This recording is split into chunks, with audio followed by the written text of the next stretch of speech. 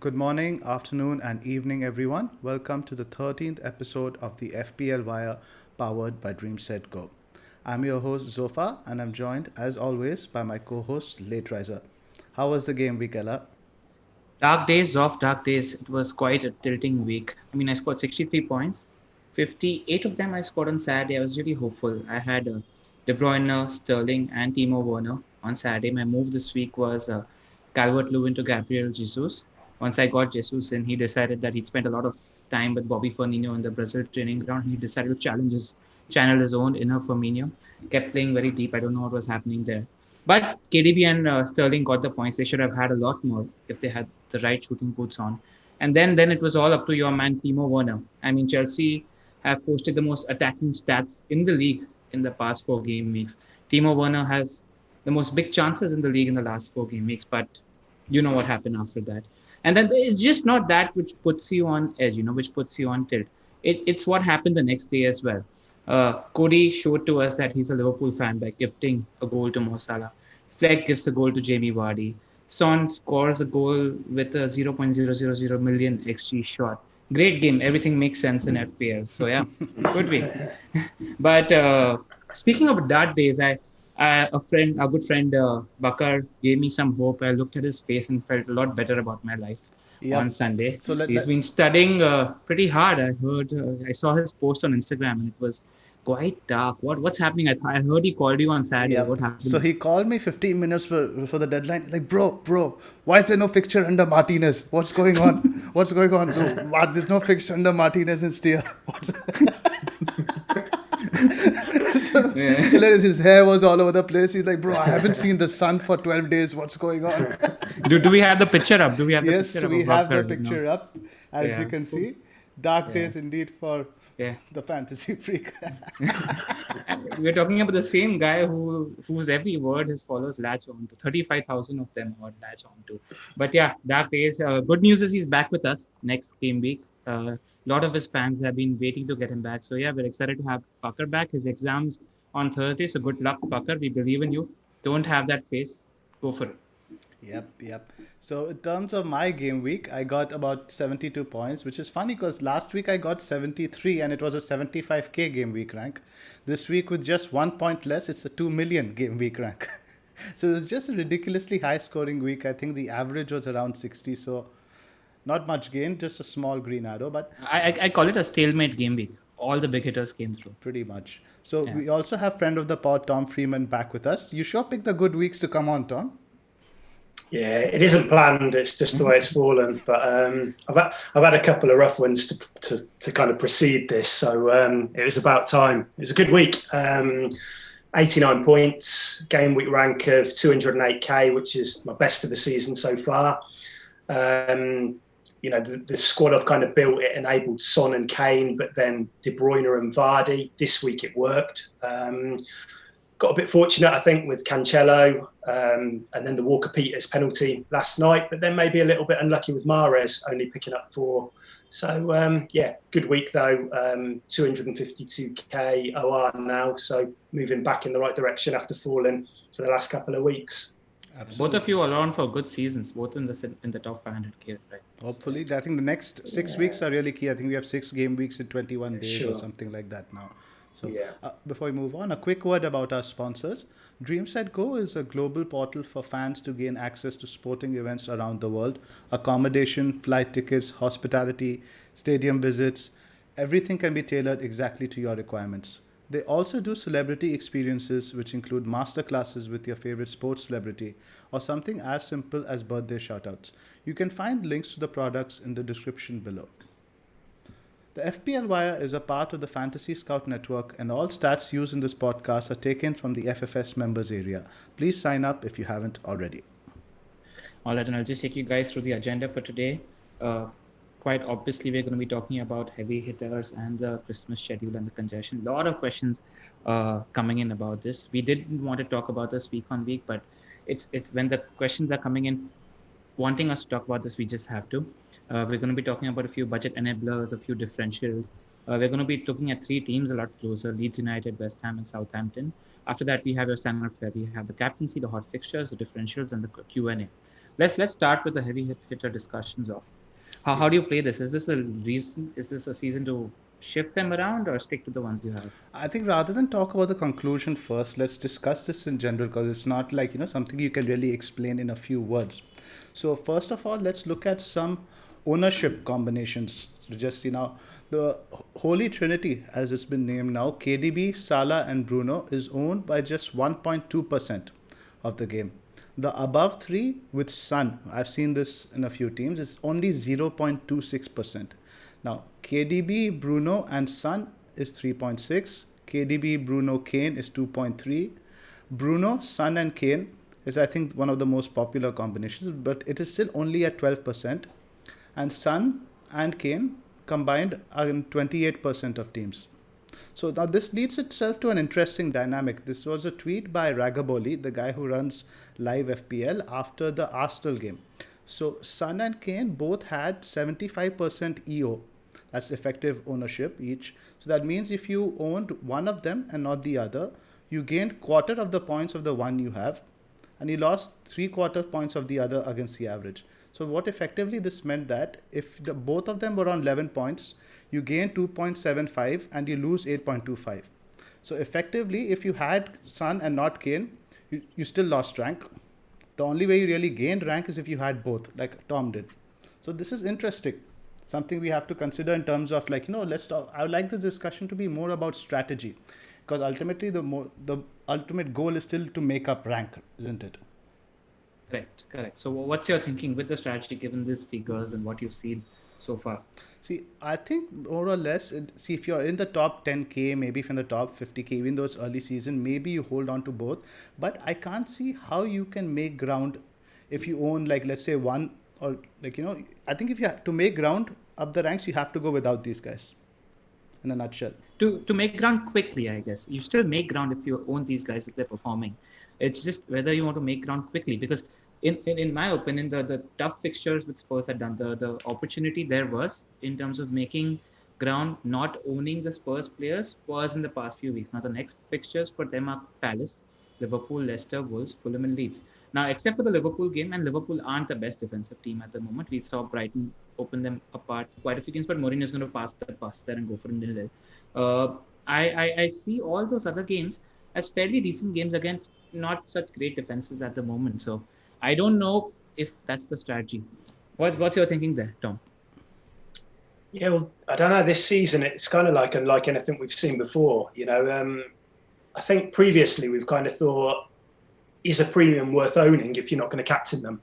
That's been the kind of the discussion over the past few years. And this season, it probably is worth owning them because so many of them are performing. And I guess it's that, is Kane and Jota better than, I don't know, say Calvert-Lewin and Son or Grealish and Ings kind of thing? So it's that kind of conversation which you've got to, that's the kind of the discussion point. But for me, I've got four in at the moment. I've got Kane and I've got Vardy and I've got De Bruyne and I've got Son. This week it worked. I would quite like to lose one of them, I think, going forward. But no Man City, no Liverpool, Tom? He's got De Bruyne. De Bruyne. Yeah, so this is now where, which we'll talk about later, I want to get Salah in. So it's going to be a case of losing probably one of those forward players. So yeah, I mean, this season does feel unlike any other, really. But then I think you've got to look at captaincy and you've got to think, is it worth holding on to these kind of premiums if you're not going to captain them? And that's the way I would that's in my head how I'm going to plan to work out which ones I want to own over the next few weeks. I've still got Son and Kane, but that's more because I haven't played a wild card yet or anything like that, and there's been other fires to put out. I can totally see why people moved off them 2 or 3 weeks ago in an attempt to kind of gain rank. That's interesting. So what's the thinking then? You mentioned you own Son and Kane. Are you looking at sacrificing one of them right now to get Salah? I think we can have the discussion right now because I mean, I'm not going to come out and say I've got a definitive plan at the moment because I haven't. Basically, if I want to get Salah in, I probably need to lose either Vardy or Kane. At the moment, which is maybe a bit surprising. I'm edging towards losing Kane right now, just because I like Vardy for the next two. I know that he's kind of underwhelmed over the last couple. I mean, the whole Leicester situation with playing three at the back, they haven't offered much going forward. But I just think for these next two, I think Brighton and then that Everton fixture after, I've got a feeling that I might look back on that if I lose Vardy now and think, why didn't I stick to the plan and hold him for that 3 or 4 game stretch? So I would consider losing Kane right now. Son's hard to lose at the moment, because we talk about him as a premium, but he's still a lot cheaper than a lot of those premiums, if you know what I mean. So he offers a lot of value. He's just one of the best finishers in the league. So the moment, basically, my scenario is I can either take out Jota or I can take out Mahrez and go to Salah and then downgrade one of the forwards to a 6.5-ish forward, which is where I'm at the moment. But I think Champions League might dictate what I do, and once we see minutes and that kind of thing, and then make a decision on that later in the week. So what about Bruno? You don't own Bruno as well, right? I've never owned Bruno, no. So, is he in your thinking? No. Based on the captaincy at the moment? No, not in your thinking. No, not at all. So I don't know. I mean, United, I think you've touched on it before a few times in this, Pranil, when we spoke, that you've got worries about the attack and how it functions. I don't think they score enough at home. They tend to play for 45 minutes in most games these days, don't they? Past few weeks, it's taken like a half-time reaction for them to kind of kick into gear. And I think he's a good option. I'm not saying Fernandes isn't a good option, but I just will not captain him over the next 4, 5, 6 game weeks. So that's the reason why I'm hesitant to hold him.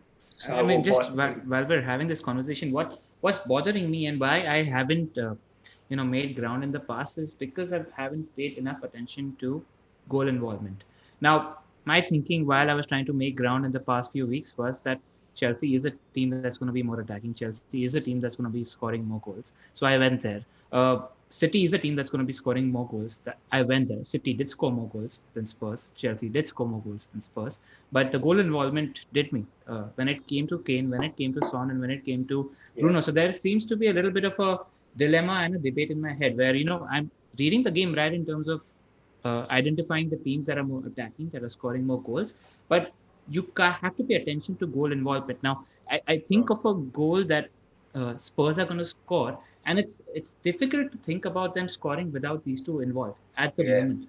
So that's the little debate that I'm having in my head, because historically I've been more inclined towards betting on the more aggressive teams, betting on the more attacking teams, but this is something that's bothering. So where do you stand on this entire picture? So I'll just like you guys allow me, I'd just like to walk through the captaincy matrix, what we have plans for the next 5 weeks. So let's look all the way up to game week 17. So now in game week 12, Salah is outstanding captain pick. He plays Fulham at home. KDB and Bruno play each other. Spurs play Palace away. So Salah picks himself there. Game week 13 is a little bit more dodgy because you have a little bit of a short turnaround for Man City. But KDB has West Brom at home. Bruno has Sheffield United away. Salah plays Spurs at Anfield. So these 2 weeks, I don't think you can really look at a Spurs player for captain. You have to look probably at Salah or KDB, in which case you are fine, Tom. Just while mentioning game week 13, it's a little worrisome for KDB as an asset, because we're not really sure if he's going to play, because that game sandwiched between the United and the Southampton game, and that's 3 games in a period of 7 days. So do you think KDB starts the West Brom home game? I think so, because he's taking this entire week probably off, right? He's probably won't feature at all in the midweek Champions League. And I think KDB is sort of irreplaceable in this attack. Now, he's playing these 2 CDMs in Gundogan and Rodri. Who do you think can play that KDB role in the City side? Bernardo? Foden? Because he's played Foden almost as a wing player, I think, mostly this season, right? So there's Foden and there's Bernardo. Those two who can play. Bernardo, yeah. But the hope is that if he is given the night off, it will be a complete rest. So at least your vice captain kicks in then. The worry is if he gets 20 minutes or 15 minutes off the bench. Which he probably will if they need him. Yeah, exactly. So, but you would think that City, okay, the attack isn't going to function quite as well as it would do without De Bruyne, but you would hope by that point there would be a couple of goals to the good against West Brom, I guess. Yeah. My worry about that West Brom at home game is not just that they play Saints after Saints they have Arsenal at home, But that's the Carabao Carling Cup. Cup fixture. So they're not going to play. Yeah, Sorry, I sure. misread that. So he's definitely going to be rested. You're not worried. You'll be confident captaining KDB in that fixture. Tom, what do you think? It's kind of hard to say right now. I think we need to see exactly what happens before that. But at the moment, I don't like letting these decisions too far ahead. It impact the way that I see transfers and things like that. It's very hard to say now exactly where we're going to be with that. So at the moment, yeah, he's the standout captaincy that week above everybody else. So that's where I'm at the moment. But like I say, if you stick the armband on him, hopefully, and he does miss out, hopefully he'll miss the whole 90 minutes and your voice can kick in. So for the if Mahrez is rested for the United game, let's say, would you be tempted to hand him the armband for that West Brom home game? I mean, we had a lot of these questions on, or I did anyway, on pre-deadline on Saturday, because obviously we got that hint on Friday night that Mahrez was starting. I bought him in for Rashford. I just didn't feel comfortable giving him the armband. There's something about me this year which tends to gravitate towards the premium players, and the fact that De Bruyne was on penalties, it swung it for me. This week was different because there was no risk of De Bruyne getting benched because we know that he was rested midweek. I'm talking about we're going to have a worry about De Bruyne in that West Brom home game. So that's I mean, if there is I probably would go for it, but I'd make sure my voice was probably on Vardy. I would have thought if I still own him, and hope that kicks in. Right. Zoph, on the same page? So, see, the thing is, I would probably maybe consider somebody else if there were other good candidates. Now, Liverpool plays Spurs. I think that's probably the next best option. Bruno Sheffield away. See, it's a Sheffield I don't trust because I expect them to concede, but don't expect them to concede truckloads. Maybe a goal or two, not more than that. So I think just purely because of the lack of a different fixture and the ceiling, right? Now, let's say if KDB does start versus West Brom. So, then that could be anything. The last few games we've seen, KDB could have had scores of 20 plus. He's been a bit unlucky. Sure. So, you could find the shoe on the other foot that day. Maybe on that day he goes lucky and you never know what he can do. So, purely because of fear of rotation risk to not captain him against possibly the worst team in the league. Fair enough.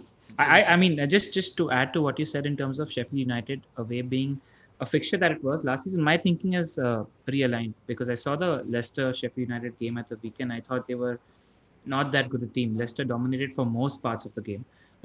They controlled possession. I feel like United will be able to hurt them. So I'd back Bruno to get returns in that game just based on what I've seen. Yeah, it's an away fixture. Second choice. Bruno as an away fixture, I think. Yeah, because this isn't the Pochettino Spurs that used to roll over in the big 6 games, right? So Jose will probably go park double-decker buses at Anfield. So not the best fixture for Salah. No. Yeah. So the next week is where it probably gets a bit tricky, I think. Now you have Bruno who plays Leeds at home in game week 14. That's probably the outstanding fixture. KDB has Saints away. Salah has Palace away, and this is the dreaded early kickoff on Saturday, which Klopp hates. And Spurs plays Leicester at home, which is not a bad fixture, I guess, for the likes of Kane or Son to captain. That's not that bad. Yeah, Leicester defensive numbers have been pretty poor as well of late. Pretty poor. And just Brendan Rodgers, what he's going to do, turn up there, have all the possession, concede on the counter-attack. Yeah, 2-0. You don't think he's learned from last season? Probably not. Probably not. Probably not.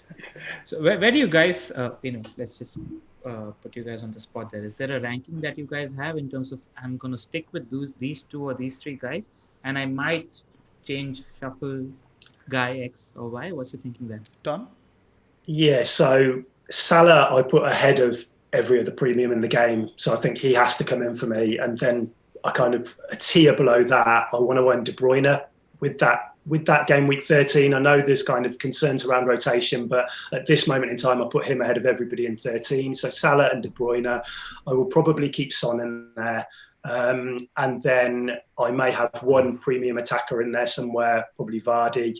And I'm kind of eyeing a Vardy to Werner move, possibly in 14, which I think we can see on that shot when, possibly then when Vardy's fixtures kind of turn a touch when he plays Spurs. So that's my kind of thinking: Salah, De Bruyne, and Son, and then one premium attacker, which may switch over the next few weeks. Zoph, you agree? So I think for me, like, I want to go without the Spurs guys. I want to take that risk because I don't think the managers who are Spurs are going to be facing the next few weeks, maybe Brendan Rodgers apart, are going to be as naive as Arteta was. Because Arteta did exactly what Jose wanted. Had all the possession, left himself open Yeah. on the defense, got countered. I don't think Nuno is going to do that. I don't think Hodgson's going to do that.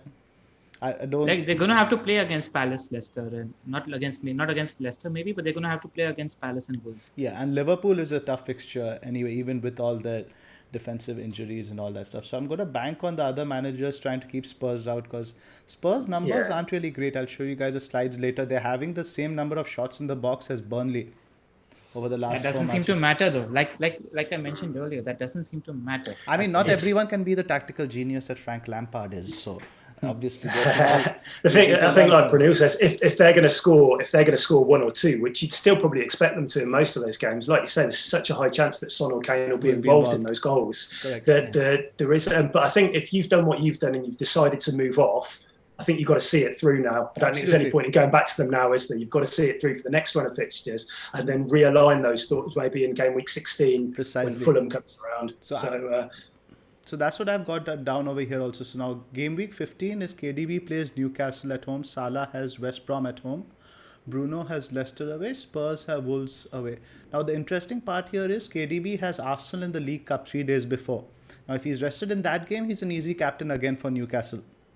So after this is where game week 16 is where it gets tricky. Because then the turnaround is really short. It's from the 26th to the 28th. Salah has Newcastle away. Bruno has Wolves at home. KDB has Everton away. Spurs have Fulham at home. This is what I've got penciled in as my KDB to Sun move. Because this is where the fixtures are really congested. This is where I expect KDB to possibly miss either this Everton game or because right after this, I think 2-3 days later is Chelsea. Now he's definitely going to play Chelsea away. There's absolutely no doubt about that. So this is probably where I've got earmarked as my KDB to Sun switch. Yep, fair enough. Actually, in alignment, you own at the moment. You own Salah, Bruno, and De Bruyne. Yep, I'll get to my team. I moved early for Salah this week at the expense of Vardy. I had 0.0 wiggle room, so I've got those three in place now. And you're going to stick with them for a while because the captaincy suits. Actually, still 15. And then relook at things. Precisely. And are you looking at adding another big hitter to that armory? No, for that I'd have to compromise in my defense, and I really don't want to go for a more balanced approach in terms of that. Yeah, nice that City double defense came through for you this week. Hopefully Cancelo keeps getting games. Yeah. My thinking is also in alignment with Tom at the moment. I'm looking to get Salah at the moment. Sterling showed signs of a revival of form, but I think Salah matches him on form. I think Liverpool have an easier fixture schedule compared to City at the moment, and I'm very confident that Salah is going to start most of the games, except for that Palace game that you mentioned early kickoff. So for me, Salah and KDB are top two. I think KDB has. I think not many people have realized that KDB has become an even stronger asset than he was last season. The position is insane. 6 shots in the box, more shots in the box amongst any City asset. Now we've seen a lot of these City home banker games earlier. KDB hasn't dominated a game from a goal scoring point of view as much as he did recently, and that's not just happened this game week. It's happened in the past 3 or 4 game weeks as well. So I'm of the thinking that you get these two as a base, and then you decide what you want to do with the other assets, because KDB and Salah also are pretty good on goal involvement. You tend to think that they're going to be involved in the goals, and you tend to think that Liverpool and City are going to be scoring more goals than your Spurs at the moment, and then you see how you want to plan around. Now, before we move on from the heavy hitter conversation, there's a big dilemma in my head, and Zoph, I want to come to you with this. Timo Werner, what do I do? Which of the heavy hitters do you plan to move him for? I don't plan to move him this week. I think Everton's a good game. But generally, what do you think about Timo Werner in terms of what has happened in the past few weeks? It's a difficult one because I think there's a little bit of poor finishing, there's a little bit of bad luck there, but I think the fixtures are pretty good in terms of on paper, right? I don't think Wolves away is a difficult fixture. It was in the previous years, especially if he sticks to a back four. Everton have been leaky. West Ham, as we'll get into later, have been quite leaky too. Arsenal, nothing more needs to be said.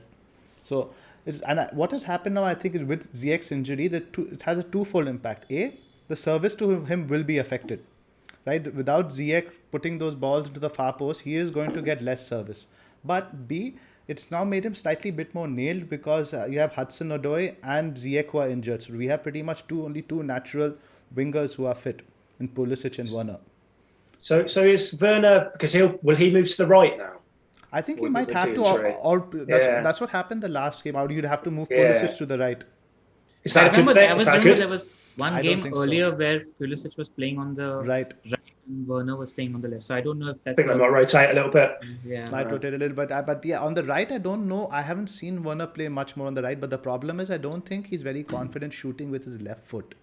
A lot of the finishes, you see the mistakes he's made. He could have taken a natural touch with his left foot, but he opted to shoot with his right. So that would probably make him more of an assister than a goal scorer, like we saw with the last goal against Leeds. Yeah. Yeah. Well, what would your advice to the Werner owners be? Hold on, watch the next game or two. I would probably, honestly, if you don't have one of these three, I would probably still move him on to Bruno. And I say that with a heavy heart. All right, fair enough. See, for me, I have an easier route to Salah in terms of Sterling, and I've got the cash, and that was a pre-planned move. But if somebody was on the edge and they needed to fund a Mo Salah, selling Werner, I just have an inkling that I wouldn't think twice about it, honestly, if it was for Salah. Salah is on another tier to Werner. Yeah, fair enough. I just say that hold on to this for this one fixture. I think Everton defensive numbers aren't but Salah really has Fulham, bro. So like ultimately you say hold on to. That's what I'm saying. If it's for Salah, you move. If it's for the other two, for KDB or Bruno, you can afford to wait out this week, right? Because it's a derby. It could be KG. But if you have to move him on for Salah, you have to do it this week. Yeah, fair enough. Because that's a move you're going to make long term, and you're going to hold on to Salah long term. Yeah, precisely. So before, while we're on the topic of this, we would like to point you guys out, if you haven't already seen it, this very good fixture congestion matrix made by Lego Mane. So it details all the rest periods for different teams over the game. As you can see, the City have a very congested schedule between Manchester United and West Brom, between Southampton and the League Cup. So bookmark this, save it, and have a look at it before every game week. It's definitely going to help you in your just taking you guys through very slowly, just very briefly in terms of what's happening there. Liverpool do have decent fixtures, and they don't seem very cramped, or they don't seem as cramped as the other big hitting teams. City do have a tough schedule. I actually think United's schedule is pretty cramped post because the League Cup makes it difficult, right? Because you have Everton away. Exactly. So, and Sheffield, Leeds and Leicester are pretty close, and even the Wolves game after that is pretty close. You'd expect Bruno to be rested for that Everton game, nailed on for the test in the League Cup, and he should start all the other games, because we saw this week against West Ham as well. We cannot afford to drop him at the moment. Chelsea, comparatively easier schedule as well, but the problem with Chelsea, and when thinking about assets, is that they have a bigger squad. At the moment, they do have injury problems in Hudson-Odoi and Ziyech as well. So that's something you need to think about. Spurs, I wouldn't care about the fixture congestion schedule, because Kane and Spurs are going to play 98% of the games there. So that's something that shouldn't worry. Agreed. There's no worry just looking at that, I've got a wild card planned in game week 16, and that's just giving me a headache looking at that 2-day period. Where it's going to be waving goodbye to the family to come up to the office for a few hours. I think it's going to be quite a tight. Well, some 2-day turnaround, isn't it? So, I think your game week 16 wildcard is going to be focused on 18 and 19 in terms of the blanks and doubles, and then I think hopefully a lot of the decisions will probably be dictated by those fixtures rather than weighing up which player to go for, I think. So that's what I hope anyway. All right. So we've got a lot of big hitters performing, which leads us to the next hot topic, which is enablers. How do you afford these big hitters now? Who are the enablers that you guys have liked and are good prospects in the next few game weeks? So Tom, Walcott on top of your list? Well, I think I missed that kind of window with Danny Ings coming back into the fold, but that kind of leads nicely onto Danny Ings, who could actually be not a budget enabler, but a low-owned option. But if we're talking cheaper, I've currently got Jota in the team, but I think midfield is the area where there's a lot of these names popping up. I do spot the differential on Scout, as probably most people know, and the graphic, which I think you'll be looking at soon, you might even have it on now with the midfielders. loads of these guys have popped up in Spot the Differential over the last few weeks. So we've had Rafinha, we had Neto, we had Pascal Gross last week, we've had Lookman, we've had Bowen, and I think all of those kind of play. Rafinha would probably be top of my list. If you're looking for like a fourth midfielder, maybe for those who are going in with Salah, De Bruyne, and Fernandes, if you need to go a bit cheaper with that fourth midfielder, I think the next 4 games for Leeds are really good. I think Neto as well. He's been one of the most creative players in the league so far. The only thing which makes me maybe a bit hesitant on that is to see how they kind of perform without Jimenez and how that kind of works with, the only replacement in there is Fabio Silva in terms of an out-and-out striker who probably isn't going to lead the line week in, week out. So do they then go with Traore or Podence as the furthest forward player? So Bowen I like a lot, but I'm going to talk about him in a bit with West Ham. And even Lookman. I mean, I know it's Fulham, but after this week, they do have a little run of games, so could offer a bit of value maybe. All right. Zoph, any more names to add? So I've got the list up over here. Midfielders sorted by expected goal involvement over the last 4 game weeks. Gross comes out on top, and I think that's because he's had 2 penalties. 2 penalties, yeah. So it's probably. But he has been creating a lot. I mean, he's always put up good creative numbers just because of his set pieces, and so yeah, I don't think he's top of that list, but he deserves to be in there somewhere. Is he nailed, do you think? I think because Potter keeps chopping and changing so much. Well, this is what I thought, because I thought it was either him or Lallana in the 11, but they did play together, and Lallana's been ruled out he was out this week, and I think he might be out for the next one, but I think they can play together. But Potter's hard to read, isn't he? So, Trossard and Maupay on the bench as well for Brighton. Yeah, exactly. Yeah. So Lookman is at number 2. I'm not sure that includes the West Ham penalty if that's outside the window. Trezeguet is number 3, but I'm not going anywhere near him. No, absolutely not. He struggles with his finishing. Yeah, Caballero is number 4, I think, but that's again because the penalties. Neto is somebody that now. Do you think we'll stick with the back 4 after that demolition at Anfield? I do, yeah, because I think if they were going to switch to the back 3, I think that Liverpool game was the one to do it, wasn't it? Because they had lost Jimenez, and it would make sense to do that for that. That maybe makes me think that this is his plan for the next few weeks at least. And I'd be surprised if they switch to a back 3 again now, but maybe. What do you think? What do you guys think? Ella? No idea in terms of what. Take a guess. I think they probably do. Because that's worked for them in the past. I think so, because I think the Cody, I don't think he's comfortable playing enough for the way the goal he conceded to Salah, right? He's not used to being that fan. He plays FPL. There's no other explanation.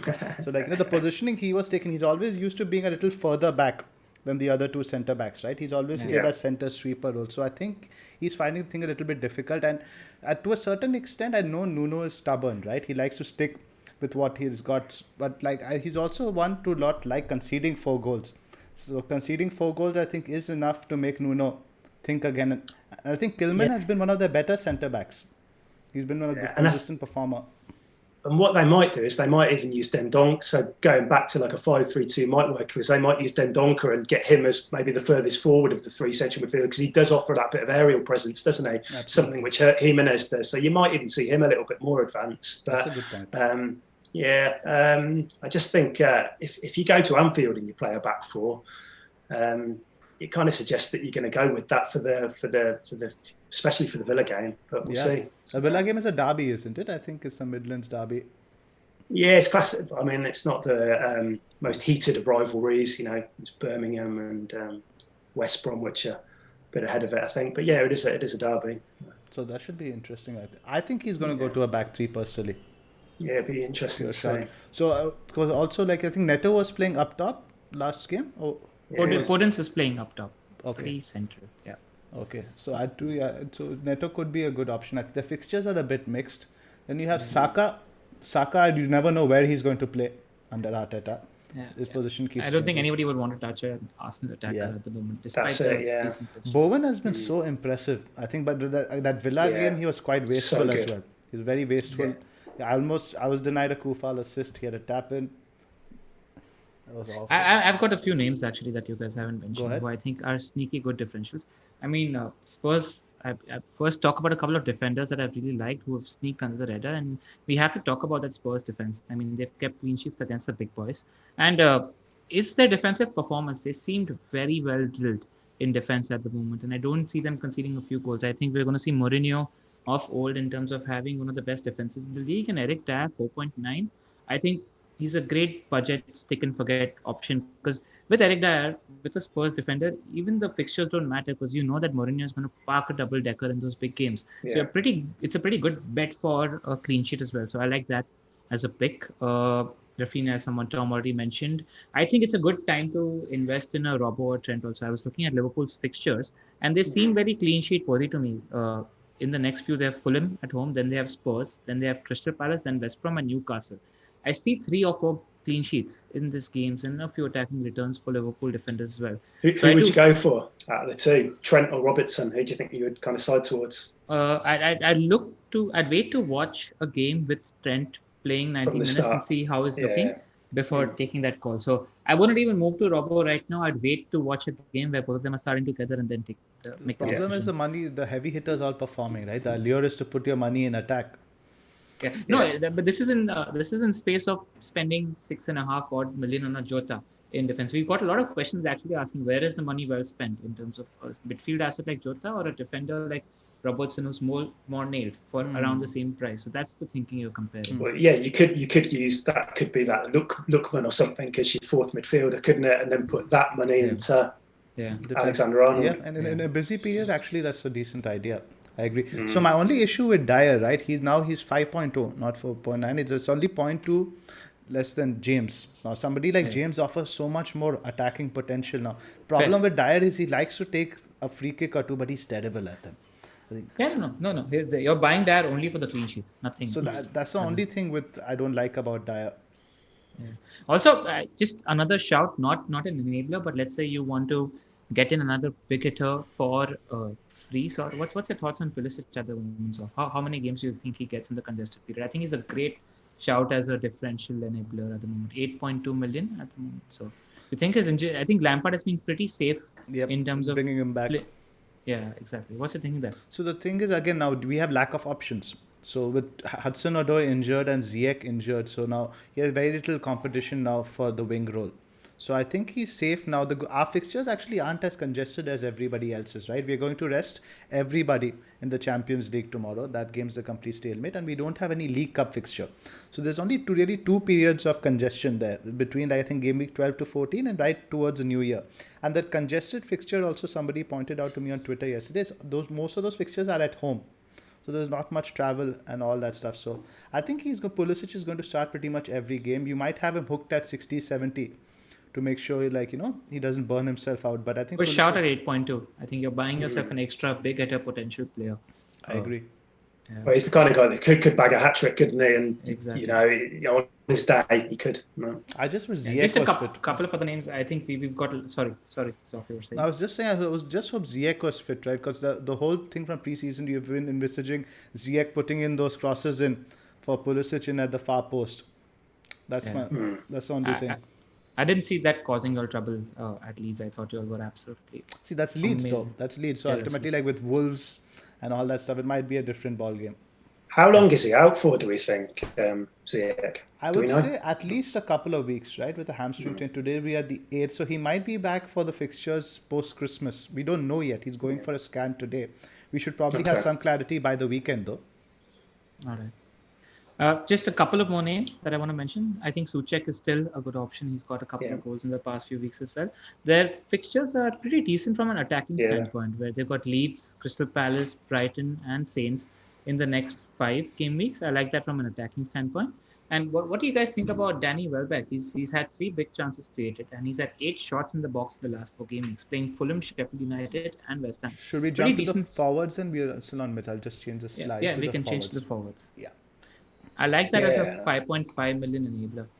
Yeah, not against that at all. So it's just it comes back to that what Potter's got lined up in terms of, like you said, the guys on the bench, Maupay, Trossard as well, and it just it depends if Maupay were to come back in, would Welbeck be shifted to a slightly deeper role? I don't know.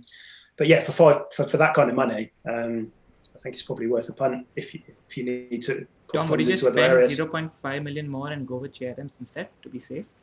Oh, I'd go Watkins. I'd 0.6 more, I think, and probably go him. But yeah, that would be a better option for sure, unless you really need the money. I agree. The thing with Welbeck is, right, I can't look past his injury record. He's been so injury prone, and in the congested period, he's one of the last players I would go turn to for consistent minutes. So your Watkins and Che Adams over these two. Yep. So we've got the XGI again sorted over here. Watkins is on top by some distance, 3.12. Bamford 2.66. McBurney has actually been taking a lot of shots. He's at 2.19. Maupay is at 2.03. Welbeck 1.85. Haller, Wood, Benteke. I like seeing Benteke up there. Abraham.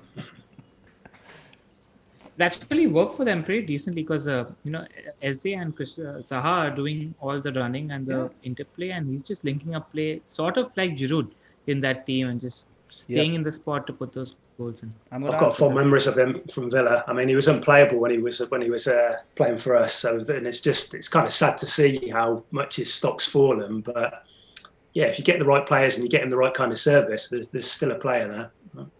Absolutely. That was under Sherwood, right? Those last few games. I remember the double game week with Benteke. He was really good. Yeah, Sherwood just managed to get the best out of him and knew the exact way to play him and the way to get balls into the box to him really early. And it just worked. And that was what earned him the move to Liverpool. So if you ask me, I think there's really only two. In terms of strikers, the pool under 7.5 is pretty small. I see just Watkins and Bamford as the reliable picks I think you can turn to. Not Chris Wood? Not this season? No, we leave getting Wood to Bakar. I would actually a guy who isn't in that list. I'd put Callum Wilson up there as well with them if the COVID stuff if they. I mean, I think the training ground's open today, isn't it? So it looks like there might be a chance for the weekend. And if they are playing with their fixtures, I'd actually probably put him to the top of that list. They have good next three, but then I think it goes downhill after that. They have Fulham, West Brom in the next three, but then after that, it goes downhill. Well, wouldn't you worry about half the team maybe having testing positive and not being fully? That's another thing. Yeah, hopefully, that's my thing. I think it's just too risky in terms of we don't know who the players are out. I mean, hopefully, we'll get a bit of clarity before the weekend. But yeah, all it would take is a couple of midfield, Shelby or Saint Maximin or something like that, and then suddenly, the thing is that I like with Wilson though is that we talked about. How many goals, Kane and Son are involved in. I think Wilson is 75% of Newcastle's goals this year. He's been directly involved in via a goal or assist. So if you get that alert on your phone and Newcastle have scored, there's a damn good chance that he's going to be involved in it. Will they score enough goals though? Yeah, he wasn't even on my radar. When I think of strikers, I don't even consider Wilson just because of poor Newcastle attack. Yeah. And it means you have to watch the Newcastle games, which nobody deserves to go through that at Christmas. No, definitely not. Anything else? Sorry to any Newcastle fans. Anything else to move on to the team discussion? We're done. So I wanted to cycle back. I think something we missed on the Spurs discussion now. Do you think now the hokey cokey is a viable strategy at all? Now maybe keep Son and this is primarily for the guys that say own Son and Kane, right? And has done so well for them. Do you think it's viable strategy to keep rotating your KDB, Salah, Bruno, etc.?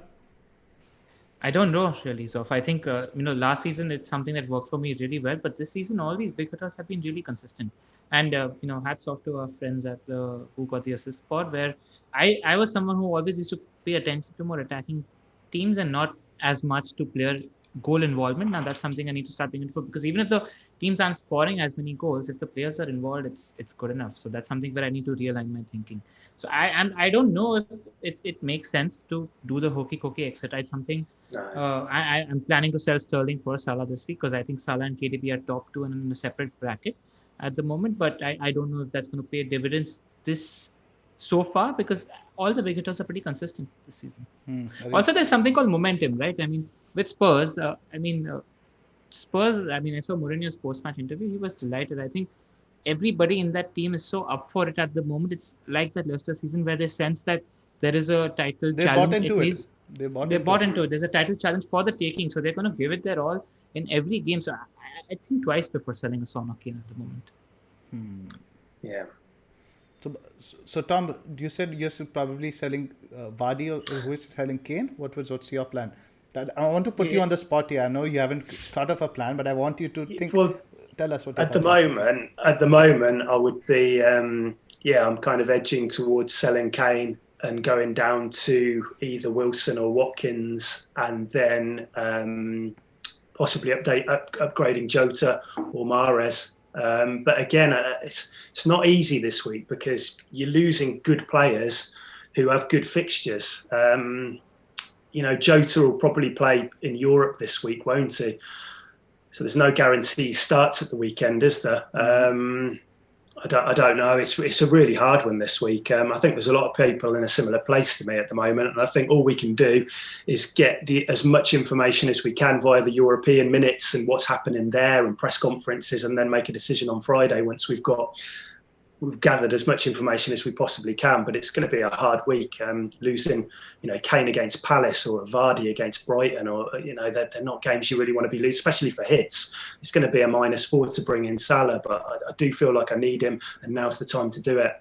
Possibly my kind of issue, kind of a few weeks back, was I was up to 140k, and I don't think I was aggressive enough at that stage. I kept to my normal way of playing, and I regressed because I didn't move for Grealish, I didn't move for Calvert-Lewin, I didn't move for Fernandes for that West Brom home game, and I think that maybe this time I need to be a little bit more aggressive with it to try and at least kind of keep the momentum, I suppose.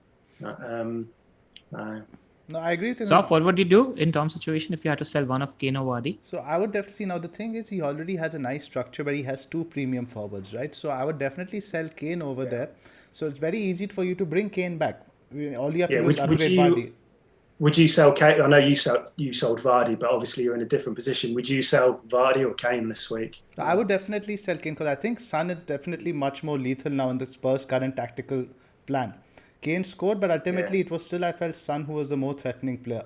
So and it comes down to money also, right? It comes down to like Kane being 11 million, Son being like 9 odd million. So, and you can always swing. The thing is, I had a look at this earlier. Vardy's fixtures transition into Kane's really well. You have Vardy who has, I think, the next 2 good fixtures, and then Kane plays Leicester at home. So it transitions really well. All I'm looking at the moment is 4 weeks because the wild card's planned in 16. Right. So I'm just looking at, as I can easily lose Kane now for 4 weeks and then get him back in for 16 when they play Fulham. So, Pranil, what would you do? Would you sell Vardy or Kane, or who would go? It's a tough one. Put on the spot, I'd sell Vardy. Actually, that's a good point. I'd sell Vardy, not Kane. I forgot about that. I think the Crystal Palace fixture is a Kane fixture on paper, where Spurs are going to have to take impetus player. I don't think we're going to see Kane as deep. And I rate him over Vardy as a player, and I rate Spurs more as over Leicester as a team at the moment. Or do I ignore Salah for this week? Which you can tell what's going on in my head. I'm just kind of it's tough. I'm trying to come up with answers. It's pretty much what's going on in everybody's head. Yeah. And it's too early in the week for me to be making these decisions. I don't like making them till Fridays. Yeah. So, and it's also unique, right? Because let's say now we had Liverpool now, instead of Son and Kane, you had Salah and Mane. And they had delivered double-digit hauls the previous week. And somebody asked you, are you going to sell them? You'd go, no, hell no. But only because it's Spurs and only because it's a Mourinho team, you're even considering it. Yeah.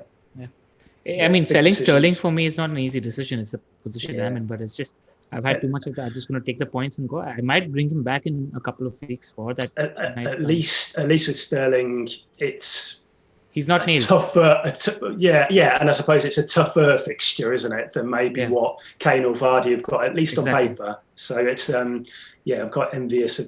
That seems like a straightforward swap. I don't think the Brighton fixture also is as easy because, Brighton don't concede as many shots. Nah. Their numbers are good, aren't they? Numbers are good. So Everton is good, but then again you have Spurs away and United. The fixtures toughen up a little bit. So I agree with that. What LR said. I'd probably sell Vardy, which is obviously what I've done. Yeah. So now plenty to think about. Now let's move on to the team discussion. I think we've covered the heavy hitters extensively. Now let's first look at Leeds. All right. So I'll just start on this one. I think the biggest learning that I've had in terms of Leeds is you like good teams playing against them. because they're definitely going to offer you lots of chances. I mean, what happened with Werner was sort of an anomaly, but Chelsea could have had 5 or 6 goals on the day. I thought they absolutely battered Leeds. I thought Lampard had the better of Bielsa in this game. But the fixtures are turning now, and I expect them to dominate in the next few games. I'm not particularly worried about Bamford as a pick. I think, I mean, I put my neck on the line in the past few weeks and I said I think he's probably the best value asset in the game. Nothing has changed in terms of my opinion there. Rafinha is making his way into the conversation as an alternative or an addition in that midfield. 5.5 million odd. I like him as a pick, and I'm less convinced than I was about their defense at the moment. That said, they're not playing pretty potent attacks in the next few weeks. So, I mean, if I have a Dallas or an Ailing, I'd stick with them, but I don't know if I would buy one. It's just rolling the dice in a 4.5 million asset, trying to get clean sheets as well as attacking points. But I'm just not very convinced about the defense at the moment. Tom? The defence give up chances, don't they? They kept clean sheets recently against Arsenal and Everton, didn't they? But yeah, I think I would bring in somebody like Dallas if you're looking for a 4.5 or a 4.6 defender, just because he's been moving into midfield a bit more, hasn't he? Which won't happen every game, but when it does, it's a really nice kind of quality to have when you've got your defender playing a little bit more advanced. Koch is out, isn't he? So there's going to be a bit of upheaval in the back line. I think Llorente will probably come in.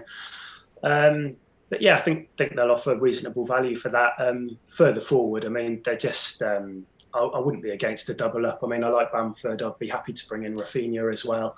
Just, they've created more chances than any other side in the league this season, which is just incredible for a newly promoted side. And even over the last 4, I think they're still top 4. So, I think there's loads to like about Leeds. And I've got Ailing and Bamford. And if it was easier in my structure, I'd happily bring in Rafinha as well for this run. Yeah. So, just reading out the fixtures for our listeners as well. West Ham at home, Newcastle at home, Burnley at home, and West Brom away in the next 5. And United away. How can you leave that out? The easiest fixture of the lot. That's a Bruno captaincy game. So we'll get chances, won't they? They'll get chances. Sure. So I've got the table up here in terms of shots in the box over the last 4. Leeds are third with 42, but I was surprised to see West Ham in here at 4th. We'll touch upon West Ham in a few minutes, but first let's touch upon Leeds in terms of defense. So now Koch being out probably means 2 things. Either Llorente is going to go in there, as Tom said, or it could mean Ailing going at centre back again, which would naturally pull Dallas out to the right and Alioski to the left. Now, it's an interesting dilemma because Dallas now is on 3 yellow cards, right? He's got 7 or 8 game weeks, I think. Now he has to avoid 2 bookings. So it's a bit, the situation isn't as clear cut. I think it's quite a difficult decision. If I had to invest one of Ailing or Dallas, who would you guys prefer? Tom? Dallas, I think I'd go for. Even with the yellow card risk? What is he on? He's on 3. He's on 3. Needs to go to 5 for a suspension. Yep, till game week 19. Yeah. No, I still think I'd go with Dallas. I mean, you don't know, do you? I mean, just he's got three yellow cards over how many game weeks so far. So he's not accumulated them every single week or anything like that. I think his upside of kind of moving into midfield it probably outweighs Ailing a little bit. Ailing's just one of those players who's putting up really good numbers but just failing to deliver week after week, isn't he? He's getting so close to so many assists. He pops up in good places. He's putting good balls in, and it's just not quite there. That Everton game was a tough watch as an Ailing owner. He was in the box so many times. Yeah, he gets some great positions. But yeah, I do think maybe Dallas just edges it, but you probably can't go too wrong by picking either. I think I would agree because there is a slight possibility of, let's say, Llorente has a bad game, Ailing would get slotted at centre back, in which case he offers almost 0 attacking threat. Yeah. I think Bielsa is going to be pretty, straightforward about that in his press conference on Thursday or Friday. Where he's just going to say that this guy's going to come in because I think when Phillips got injured as well, he mentioned who's going to play in his position, etc. So he said, and that must, like that. He said it was Stroich, wasn't it? I think he came in. So in terms of that attack, I really don't think, honestly, there's any options besides Bamford. I know you guys are keen on Rafinha, but maybe that's probably because of his price. But at 5.4, I'd rather put that money in defense. I think in a congested period, I don't know about Rafinha. He's shooting a lot. He looks good on the eye test, but it could be like Lamptey, all fart, no poo. So I'm not that convinced on Rafinha. I think Bamford is a great pick. Bamford would be by far one of the top assets in the game, in my opinion. So Bamford, Yeah, I think, looking is good. even a captain option, let's say against the Newcastle, if you're not sure about somebody else getting rotated. I'd stick my vice captain on someone like Bamford for that week. Yeah, good shot. Good shot. Something like Don't that. disagree. So let's move on now to West Ham. So I've highlighted their defensive numbers up here. So West Ham earlier were posting very good defensive numbers, but it's not the case anymore. In terms of big chances, they've conceded 10 over the last 4 games. That's the same number as, like, Sheffield, just one more than Wolves and Southampton. And you look at Leeds, they're right at the top in terms of worst for big chances, 13. So Leeds are always going to give you chances. I mean, the likes of Wilson, I think you look at it, Newcastle is a good fixture for clean sheet, but Wilson's going to look at it and think it's a good opportunity for him to score a goal on the counter attack, which is what Newcastle are built to do. So, what's your thinking? Are you interested in the defense? Are you thinking of holding on to Kufal also for the next few fixtures? See, the thing with Kufal is he's quite attacking, right? He's playing as a wing back. I think he's matched Aaron Cresswell in terms of attacking potential the last few games. So what I'm trying to build 3 perma-play defenders. My plan is to shift Cancelo eventually to James. So I'll have Diaz, James and Chilwell with Kufal as my permanent first sub. So the advantage of that wing back role is even you can see he could easily get attacking returns. So I wouldn't feel comfortable playing a West Ham defender regularly, but I think as a sub, they're good options, right? Because they're reliable starters.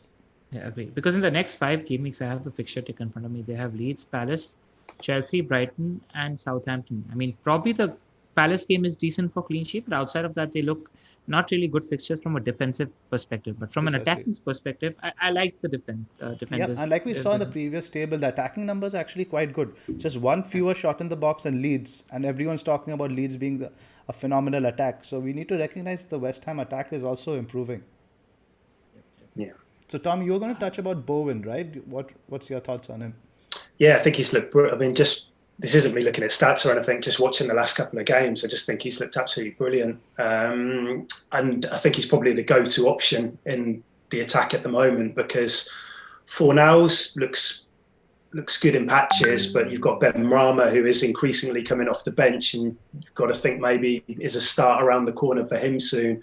So that kind of puts me off that a little bit. Antonio, he kind of came back and now he's injured again. So I think Bowen, if you want to invest in the attack, I think he's the one to go for. And just going back to the defence, I think if you can use them in a rotation, I'd be happy with that because I think you could probably play them in 13 and 15 and going forward a bit more than that, you could play them in 18 and 19 as well.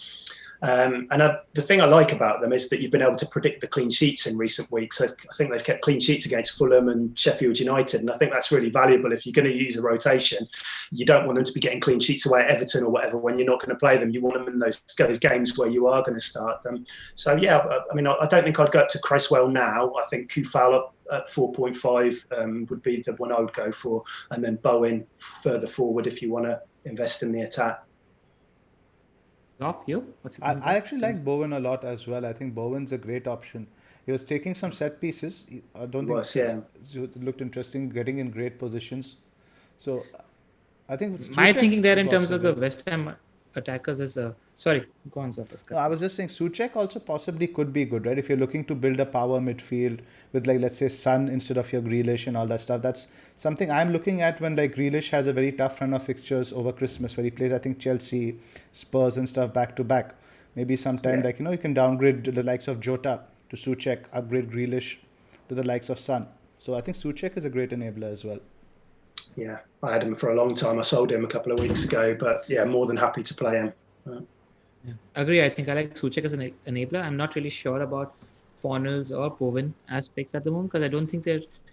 I don't know. I think they're better picks in the midfield for that price bracket and better picks in the forward line for that price bracket. So I wouldn't touch those two at the moment. And we don't know what's happening with Antonio. I think he had a recurrence of his injury or something like that. Yeah, I think he'll be out for a couple of games at least, don't I? Yeah, can't trust him in a busy period anyway, right? With 3 games in 7 days. Yeah, it's a shame, isn't it? Because when he does play, he's one of the better kind of cheap. He'll probably rival Watkins and players like that if he's fit and he's playing every week. But like you say, it's probably not the time now with the congested. And the thing is, he makes everyone around him better, right? That's a bad thing about Antonio. He makes Bowen a better option. He makes Fornals a better option. He makes Souček a better option. Yeah. That's a big just while we're talking about West Ham, I think Fornals has done pretty well. I think in the past 2 or 3 weeks, in that mid price point, I think he's surpassed Bowen as a pick for me based on the items, but I just wouldn't touch either at price point. I just think he looks really good, pretty sharp. He's in and around the box a lot more than I expected him to be. He's just not. Yeah, he is. Yeah, it's just the minutes thing, isn't it? And it's I'm just going to pull up and see how many minutes he's had in the past couple of weeks. It's 74 against United, and then 90 against Villa, and then 75 before that, 71 before that. So he's the one getting replaced, isn't he? But he's got an assist and a goal over the past 5.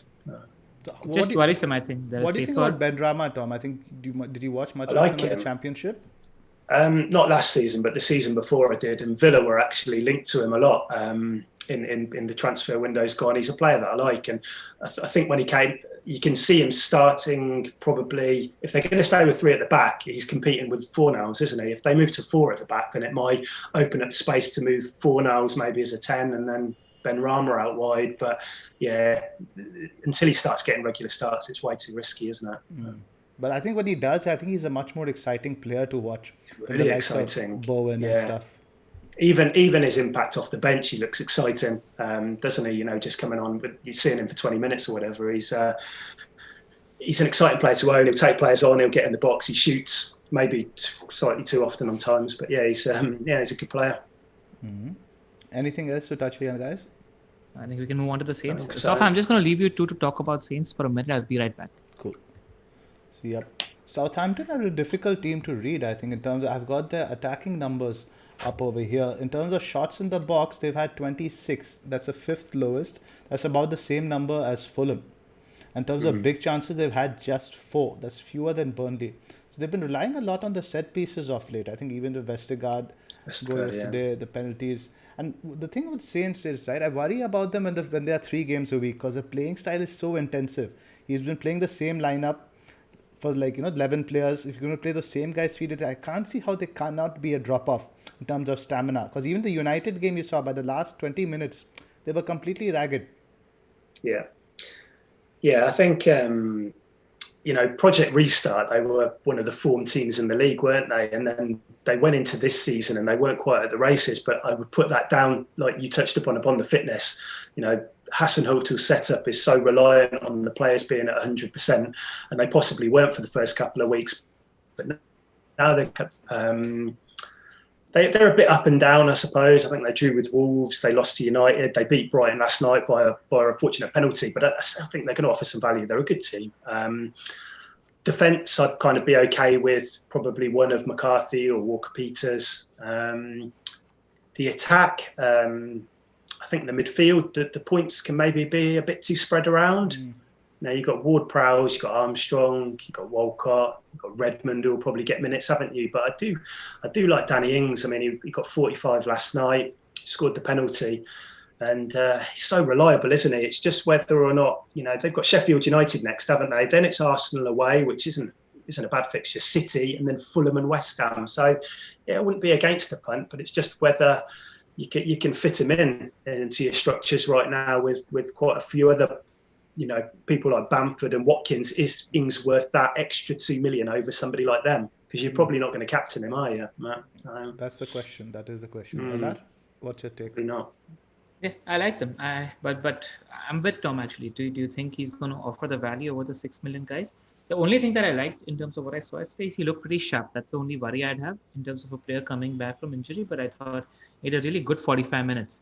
And he's a good pick if a structure can afford it. Otherwise, I think there isn't going to be too much of a difference in terms of the points that Jay Adams and Ings going to play. I think Adams looked pretty good. And when Ings and Adams actually play together, Adams tends to play further forward. So he's going to get more quality chances. But Ings is a way better finisher. So if a structure can afford it, go for Ings. But I don't see a problem with Jay Adams as a pick. No. Yeah, he had a quiet game last night, didn't he? But generally, he's looked good. So. Yep. And then there's penalties as well, which you can't rule out. Yeah, that's a big The only thing I want to also monitor is whether Theo Walcott is going to be starting in that Nathan Redmond position. So I think maybe judge for 3 games if he's going to be starting. If that is the case, I do like him as a pick because I think that inside forward role suits him a lot more. It's very natural for him to adapt to that position because he's not really a winger where he's crossing the ball. He's actually somebody who does like to drift in a lot more, create space, shoot a lot. So I like that as a pick. If he's starting the next 2 or 3 games, it's a wait and watch in terms of whether Redmond is going to be competing with him for that spot. And there's Janepo as well, isn't there? I don't know if I pronounced his name right, but he's been getting minutes and add him to the mix too. So there's a fair bit of competition in that midfield for the wide spots, isn't there? With Armstrong as well, albeit on the other flank. Would you be bringing in a defender from their side at this moment? I think that defensively they've looked much more poor for the last 3-4 weeks. I think McCarthy's been bailing them out. Yeah. I think they're the better 4.5 picks. Yeah, I think I've got 2, and I'm obviously going to keep them for Sheffield United. But like you say, I think there's better options, isn't there now, than a Southampton defender if you're going to bring somebody in. Fair enough. Let's just now move on to the fixtures for this game week. Let's start up with the first one, Leeds West Ham, to kick us off. What do you guys think, Goalfest? I don't know, because West Ham like to sit back and defend, don't they? I mean, in such a game, I expect them to do that and try to hit Leeds on the counter, but without Antonio, it's a little difficult for them. So I see Leeds winning this by a couple of goals. Mm-hmm. Tom? Yeah. I see a Leeds win. I think Bowen, again, going back to him, he could be that player who does have a bit of joy against them on the counter-attack. But, I think Leeds might have a little bit too much to them. West Ham have been giving up quite a few chances down their right in recent weeks. So maybe a good week for Harrison or Alioski, dependent on what setup they go for. But, I can see a Leeds winning that one, I think. Do you make anything of their poor home form versus their away form? Do you think there's any reason for that?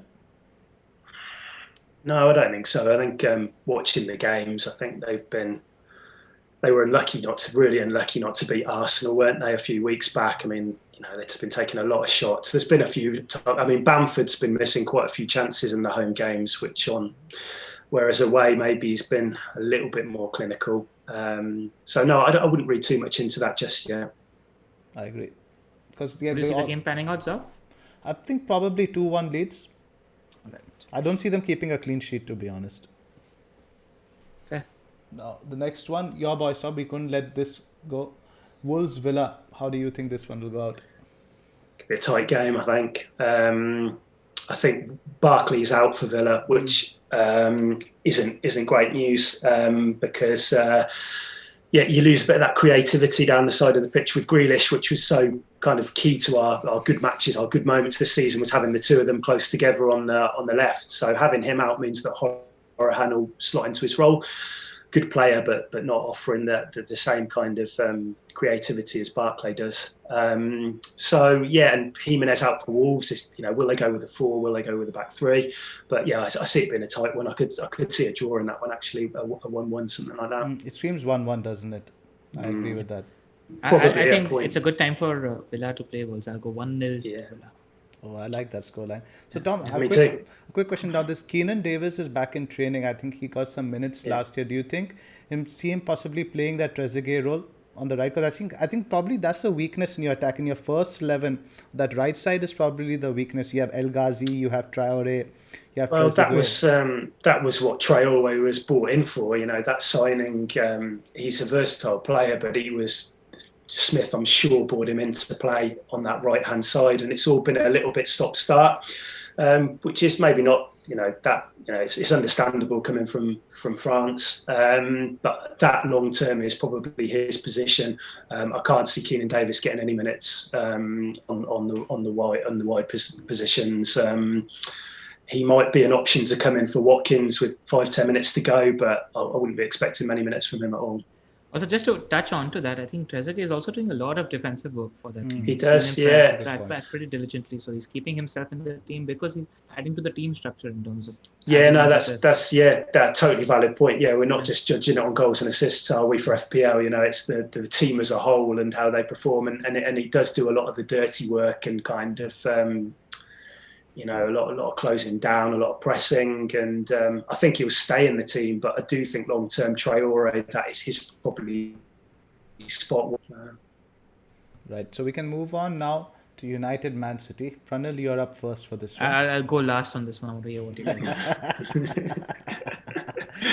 I personally think City are going to win this one. 1-0 Yeah, or me 2-0. too. Yeah, 2-0. I think they'll have too much for them, won't they? And just United just recently, it just, that first half at the weekend, it was just so lacking in any kind of imagination. And it's been like that even against Southampton in the first half. Against West Brom, it was the same. And you just worry that if they're only performing for 45 minutes, if they do that against City, they'll probably find themselves out of the game. So Yeah, it's these mid-table teams. They have a good, strong first 11, but not a good squad. They're 3 points behind you. So 3 points. well, yeah, that's a fair point though. They are, it's not a big gap, is there? I think it's going to be it's going to depend a lot on what goes down in tonight's game in terms of United versus Leipzig, because I think momentum again is going to play a big part. If we end up qualifying tonight, then I think that momentum carries forward into the weekend, and we manage to get a result. What about if it goes vice versa? I'm not confident then. Not confident then. Yeah, because it's going to be bad, right? Let's say you get knocked out of the Champions League, then you have the derby. Yeah. Generally, Solskjaer has done pretty well against Pep historically. He's got good results against Pep. So won twice on paper, playing City suits us because we like to sit.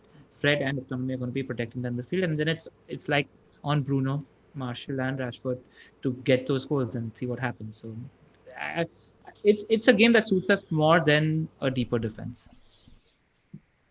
So like a cagey affair, but I think, right? Do you think it's going to be probably not a high scoring goal? Because I think Pep this year is a bit different, right? You see his interviews even after he's talking about defensive solidity a lot. He's talking about how we are very solid, we are not conceding goals. This is almost like, Pep has gone to some Italian school of coaching over the summer and come back with this renewed focus on clean sheets. Yeah. Even against Fulham, they stopped playing in the second half. Exactly. They had a really good first half and created a lot of chances, and then there was nothing from anybody in the second half. Yep.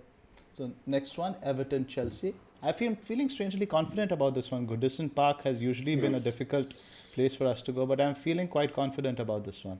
I would say 2-1 or 3-1 Chelsea. Hoping the prediction comes true. I'm hoping for a couple of goals from Werner because he owes me. That's all I have to say on that. Tom?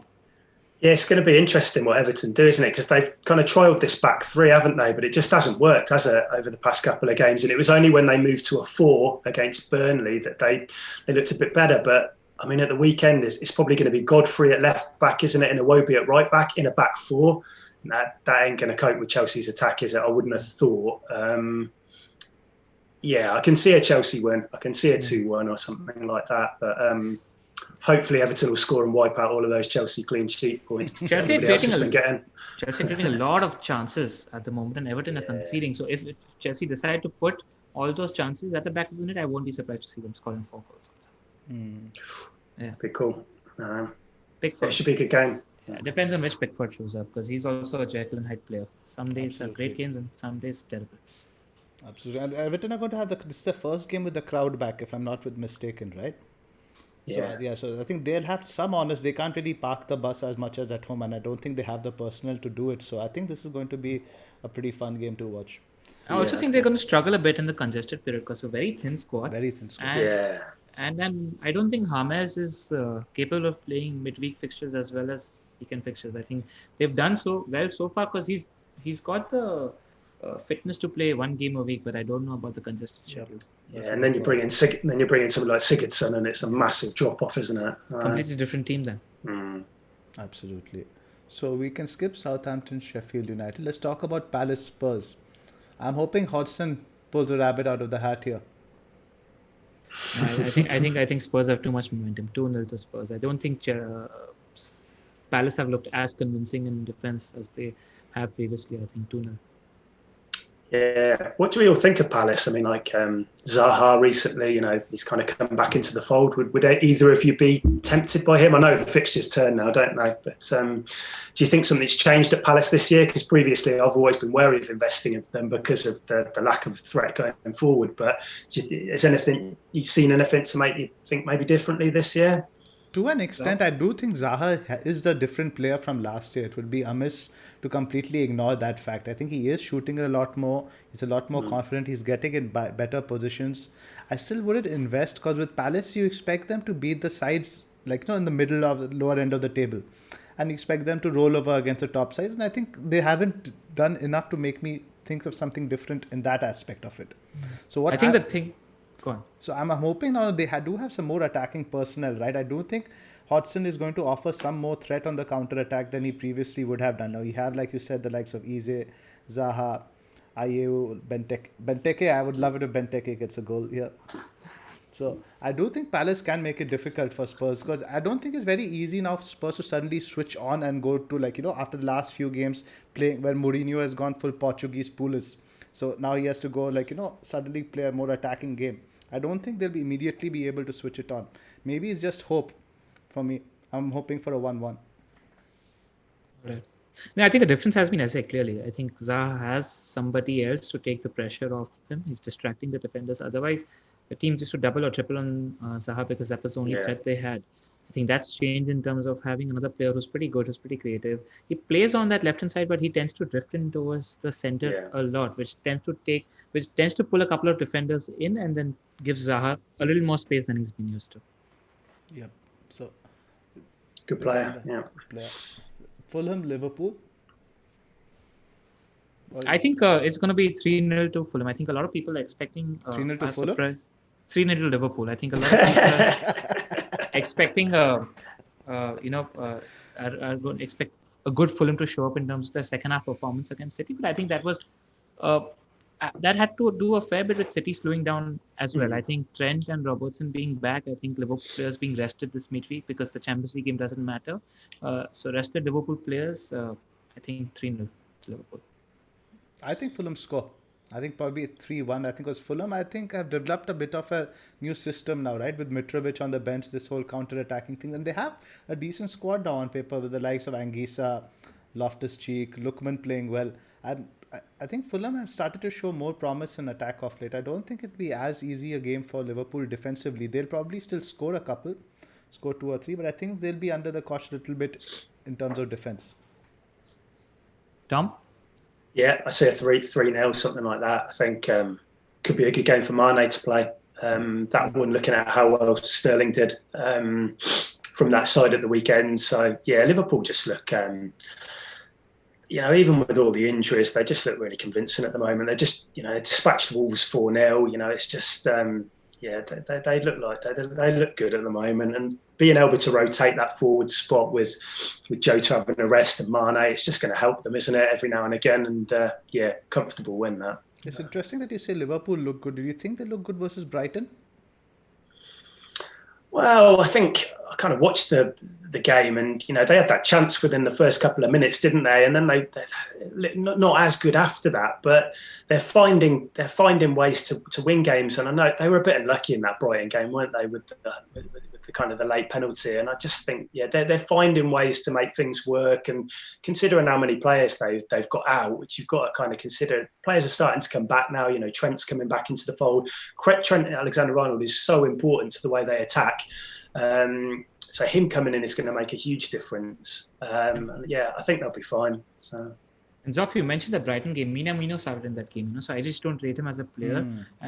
Struggled. And Mane didn't play that game. And I always have this thought that if Liverpool play without Mane instead of Salah, it affects them a lot more than if they play without Salah, because I just think Mane brings a lot more to the team.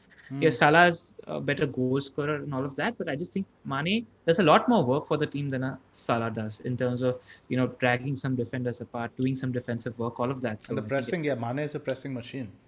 Exactly. And players like Thiago to come back in as well, who I think will really help them, and Henderson as well coming back. I think Liverpool look in a pretty good place at the moment, I think now. Mm-hmm. Do you guys want to touch upon any other fixtures, or should we move on to the differentials? I think we'll move on. Yeah, good to move on, yeah. Cool. So we've gone for the differentials here. I think, LR, you've gone for the easy pick here with Pulisic. Yeah, I think it just needs to be mentioned because he's 1.2% owned. I think that's a good differential for the taking. It's if somebody has a structure to afford it, I think it's a good time to jump on, especially with the Everton fixture. I agree. I've gone with Neto. I think he could get something against Villa, and I think he's going to be pretty secure for minutes now with Jimenez out. I think with Neto, the numbers have been good, but the minutes have been a concern. So I like Neto there. Tom, you've gone with Rafinha. Tell us more about that. Yeah, I mean we've spoken a fair bit about him, haven't we? I think over the last 3 games, he's taken a lot of shots. I think only De Bruyne, Bowen, and Mane have taken more amongst midfielders over the past 3. I think with Rafinha, the good thing about him is he moves around the pitch quite a bit. You know, he starts on the right, but you've seen him quite centrally in recent weeks. When he was at Everton, you know, he's popping up in the box. He had that really good header in the first half. I think he's a really good option. 0.5% owned. He's cheap. If I had a bit more confidence, I would Arsenal this week either Saka or Villian, but I don't see anybody in there right now, even though I think they might have a bit of joy at Burnley. So Rafinha is my pick this week. Yeah, I think he's a good pick there. Differential. Now, moving on to our teams. LR, you are first. Oh, I think I just lost you all then. We can hear you, Tom. Can you hear us? I think we'll just go on. I think Tom will come back and join us pretty soon. Yep. So LR, your team is first up anyway. Hello. Yep. We can hear you, Tom. Can you hear us? Hello. All right. So let's just continue, and I think Tom can. You kick back in then, guys. Sorry. All right, great. I think Tom's back with us. Tom's back with us. Yep. Yeah. So all right, I'll just go with for the benefit of our listeners. I'll read out my team. I've got Martinez as my keeper. In defense, I've got Chilwell, Target, and Ayling. I've got Lamptey as my first sub. Zoph, would you play Lamptey ahead of Target or Ayling at the moment? No. You just can't trust that Brighton defense, and Leicester away is a tough fixture. Yep.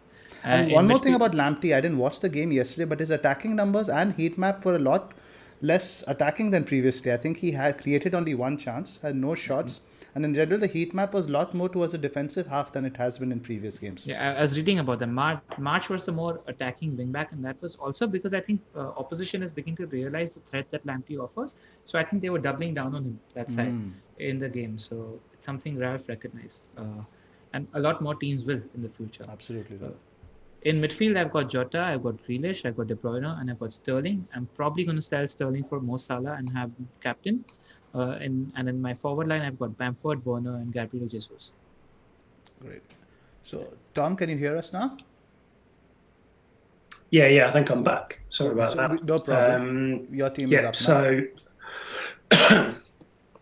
So I've got McCarthy in goal and Walker Peters at the back. So double up for their home game, Southampton's home game against Sheffield United. I've then got Ayling and James Justin. In midfield, I've got Mahrez, De Bruyne, Jota and Son.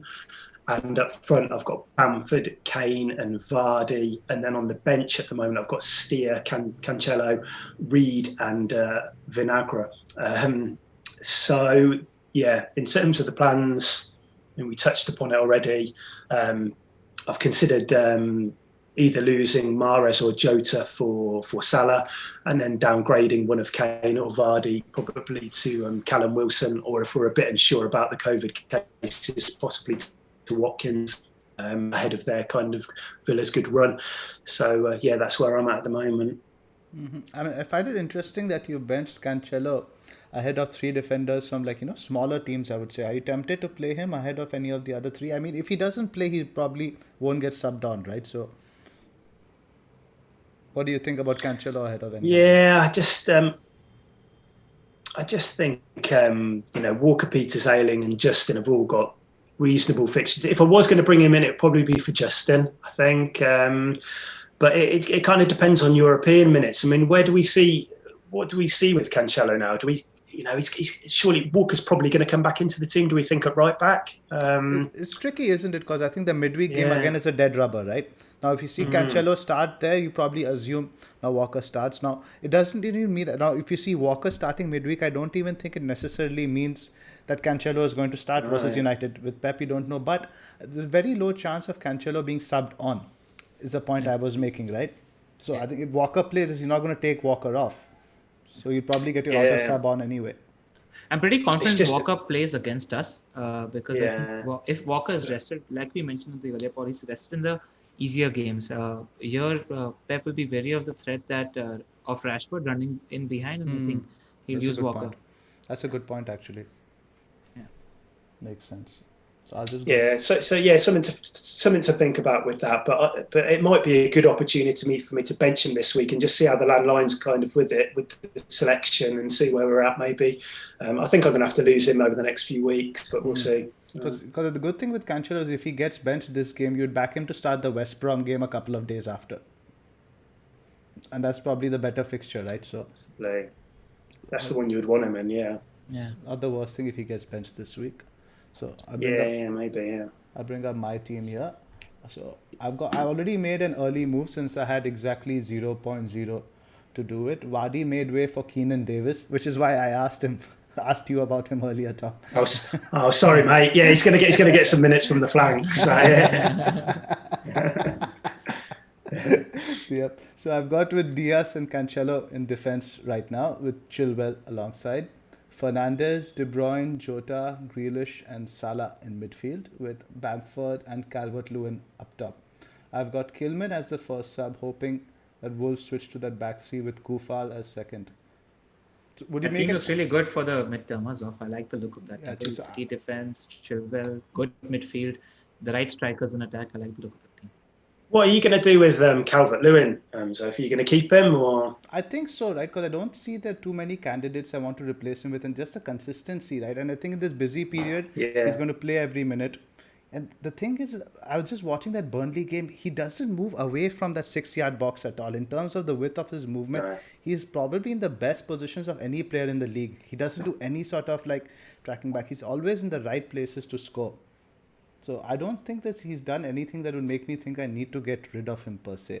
The only person who tempt me for that TCL position is if you had cash to downgrade from any of your defenders or attackers, and then maybe just spend about 0.5 to a million more for Inks. That's the one that tempts me. Yeah, the thing for me, Calvert-Lewin is the sell price of 7.5, so I actually need a whole 1 million to jump up to Ings, right, which is a significant thing. So I do have Cancelo to Reece James penciled in after that Newcastle game. So not the Newcastle, the West Brom game for Man City. I might get James in at that point. Right. Okay, we can move to the Q&A now. Just got some questions. First one's from Aryan Das. This one's for you, Tom. Who is a gate forward under 6.5 million other than Bamford? Yeah, touched on it already. I think probably Watkins or Callum Wilson. Well, I think actually Wilson is just over. I think he's 6.6 now. And I do think with that kind of whole COVID situation, I totally understand why people wouldn't feel confident making that move right now. So if you're not, then probably Watkins would be my pick of the bunch. I know he frustrated quite a few people a couple of weeks ago in that game, but he'll do fine, I think, over the next few fixtures. All right. Next one's for you, Zoph. It's from Krish Amisur. Thoughts on Cancelo? He doesn't look as nailed as he was 2 weeks ago. Keep or sell for cheaper, more nailed defender? So I think we're talking about Cancelo a lot. I would keep him for the next 2 fixtures specifically, right? Because let's say he gets benched for United, he'd probably start the West Brom game. So at least I'd keep him for the next 2, see how the rotation pans out. Because I think he will rotate fullbacks for the United and West Brom games. All right. Next question is from Ryan Hamza. I'll take this one on. What to do with Timo? He's been very frustrating to own and no penalties yet since he became on penalties. What would you do? Would you drop him to Son or hold for the next 4? I think you give him the next couple of game weeks, see whether he's beginning to put his chances in. There's no question that he's going to get his chances. Just see if he's beginning to put his chances. I think he deserves a couple of more games. Just to think about him objectively, yeah, he's looked frustrating. But in the last 5 game weeks, he's blanked just 1. So mentally, when you think about it, his bad day has been 1 return. And that explosion is around the corner. That's my thinking. I think somebody who's going to... I think Chelsea are playing really attacking football. They are creating the most chances in the league. He's not as expensive to hold. I think give him a couple of games and then reassess. I'd agree with that. Yeah. Next question is for you, Zoph. It's from Understanding Football. Are City defenders ownable over long term, considering everyone will be rotated around and no one will be untouchable, or should we find someone else at a similar less cost? I think Diaz is untouchable now. If you go back to Pep's couple of years ago, he played Otamendi in every game in the busy period, 90 minutes. So I think Diaz is untouchable. Pep has gone on pretty much to say how much he's added to the back line. So I do think he's the one to go for if you're going to go in the defense. Yeah. I actually got a lot of shit on Twitter because I mentioned that I'm a little wary of Diaz because of John Stones' form. But I think I agree with you. He's looking really safe He and was looking unlucky really not to good. score. I think he's offering some sort of goal threat as well, so it's not like he's a dire. Yeah, for sure, for sure. He does remind me a bit of Otamendi. I remember you telling me a couple of weeks ago in terms of him getting at the end of chances. You saw the Portugal game as well, and he So scored a couple. in terms of his goal scoring record for Benfica, he scored 1 goal every 10 games, which is not bad. Not bad at all. Hmm. All right, next question is for you, Tom. It's from FPL Croat. Hi guys, hope you're doing well. Who's the best cheap option right now? Jota with great stats on a good team but rotation prone. Zaha with nailed good form and on pens but bad team and mixed fixtures. Or Wilson nailed with next three fixtures on pens but also on a bad team. What do you prefer out of these two, Tom? These three? What were the options again? Sorry, I haven't got those. My Jota, thing's just gone Zaha, down. So and is it Wilson. Wilson? Wilson, I'd pick out of those guys alongside probably Jota. Zaha, I'm still not completely convinced with the fixtures that they've got coming. They've got coming up. So I think, yeah, I do quite like Wilson. I do think, I think if Newcastle switch to the back four and maybe go on the front foot a little bit more than they can, look, they're not going to be a Leeds or anything like that. But if they start to become a little bit more attacking, which I think they'll need to in these games, I think he would be a decent choice. All right. Next one's for you, Zoph. It's from Bill731. He's looking for a replacement for PVA, and he's got Chilwell as his premium defender, and he's got Target and Lanty. What do you recommend? Reece James. So Reece James. the reason for that primarily being right now with Ziyech out and Hudson-Odoi, now we're probably going to be playing Pulisic and Werner on either side. Now neither of these are prolific creators. They're both goal scorers. They're not really someone you're going to be expecting to put in the crosses for the likes of Giroud or Abraham. And neither is Aspie. So there's more onus on James now to provide the creativity down the right-hand side with Ziyech out. Would you recommend James over Diaz as well? That's a bit more dicey, but I think, yes, probably because James has more upside. And I think defensively, we are just as good as City this year. All right. Next question is from Bargain Boy FPL. This one's for you, Tom. What are your thoughts about considering a stronger defense now that better teams seem to be tightening up defense-wise? I think we've lost Tom's off. What do you think about this? I think it's tricky, isn't it, right? Because ultimately you have the midfield guys and the guys in attack who are actually doing well and you want to invest in. So I would say invest to the point of, let's say, 5.5, but I can't see any room for the Liverpool boys at the moment at 7. I think at 5.5, which you're talking about your mid-price defenders, those are still attractive. All right. Any interest in, we haven't mentioned it, but Reguilon, 5.7? Yeah, I think Reguilon for anyone in a Mourinho defense, I think, is always a good pick. I think he might miss a game or two over the busy period, but that could happen to anyone. All right. Next question is from Zev Sikter. Might sound knee-jerky, but is Jesus worth keeping for the Man City fixtures? He was getting inside the box after Sterling, Mahrez, and KDB.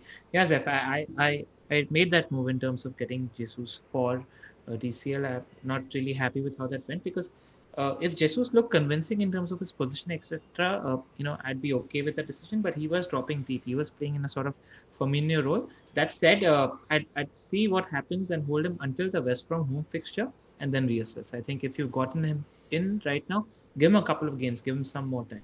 That's it. Next question. Tom, can you hear us? I think Tom's still not with us. I don't think so. I saw a good joke. Yeah, can you? Yeah, there we go. Yeah. I think he's barely with us, but I think all of us can take on this. It's from FPL Player. Since y'all, if you have the wildcard, are there any major differentials you'd be considering before the Game Week 16 wildcard? Zoph, any differentials you like? I'm not sure Tom can. Possibly, maybe in midfield in terms of the budget guys, but right now there's so many proven picks. Over the December period, this is not where I would like to go for differentials just for the sake of being. Come on, I was expecting you to say Pulisic. He's the one. It's difficult for me to think of Pulisic as a differential per se. I think I always look at Pulisic as an outstanding pick. I think even exactly, but when you picked him for the differentials, I thought that was a bit of a cop out. Just not a cop out. It's just that you're playing the game as it is right now, and he's 1.2% owned. So if somebody had to go for a differential, especially for a short-term period. No, with a yeah, Gameweek Pulisic is a great 16. pick. Pulisic is a Yeah, great pick. that's the one I think about. Anybody else coming to your thought? Do you think if somebody's in this position, Maybe Mane. I think Mane, Maybe. but that's too expensive a price to be thinking about a differential. To be honest, I still like the likes of Bowen, Neto, somebody like that more so. would you recommend a Timo Werner to somebody just for 2-3 weeks? If you don't have blood pressure problems. All right. All right. I think that's it from us for this week. Don't forget to hit the like, subscribe button, and don't forget to share. Tom, thank you so much for being with us. I know you can hear us, but I don't know if we can hear you. But we always appreciate you on the pod. Yeah, thanks for having me, guys. Yes, Pleasure. You heard us. All right, that's it from us. See you next week, guys. Bakar is back. See you next Thanks, week. guys. Bye-bye.